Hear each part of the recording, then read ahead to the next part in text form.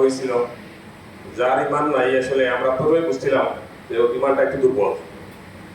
তো যার কারণে আমি 2001 সাল থেকে ছাত্র মজলিস করি।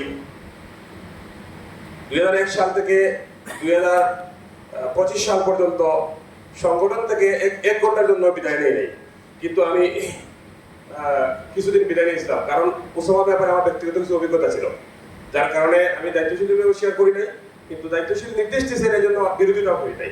আনুগত্যের খাতিরে আমি চুপ ছিলাম। যাই হোক, আলহামদুলিল্লাহ আল্লাহ আমাদেরকে মঙ্গল রাখছে, যার কারণে ওনার প্রার্থী হিসাবে সিলেক্ট হয় নাই শেষ পর্যন্ত, মানে উনি তার চলে গেছেন। আমি মনে করি আমাদের একটা দুর্বলতা আছে যে ছাত্র মজলিস যারা করছে বা দীর্ঘদিন যারা আমাদের অনেক দায়িত্বশীল আছে, অনেক কিন্তু জোরে পড়ে গেছে।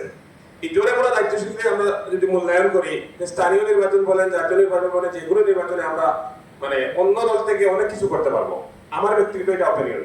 যাই হোক, গোয়েঙ্গার উপজেলার আমাদের 5টা ইউনিয়নে এই পর্যন্ত ইউনিয়ন চেয়ারম্যান হিসেবে নির্বাচন করবেন আমরা মোটামুটি প্রার্থী সিলেক্ট করছি।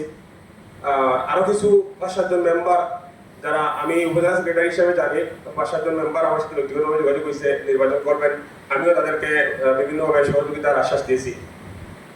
উপজেলা নির্বাচনে আমাদের উপজেলা শাখার দায়িত্বশীল যারা আছেন, আমরা একটা নির্বাহী মিটিং করেছিলাম।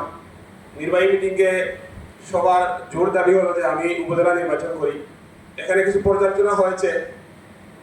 ভাইস চেয়ারম্যান নির্বাচন করলে আশা করি আমাদের সাংগঠনিক অবস্থা এবং আমার ব্যক্তিগত অবস্থা সবকিছু মিলিয়ে আমরা মানে বের হতে পারবো মানে ইজিলি। কিন্তু আমাদের যেটা ইচ্ছা হচ্ছে যে আমরা উপজেলা নির্বাচন করবো।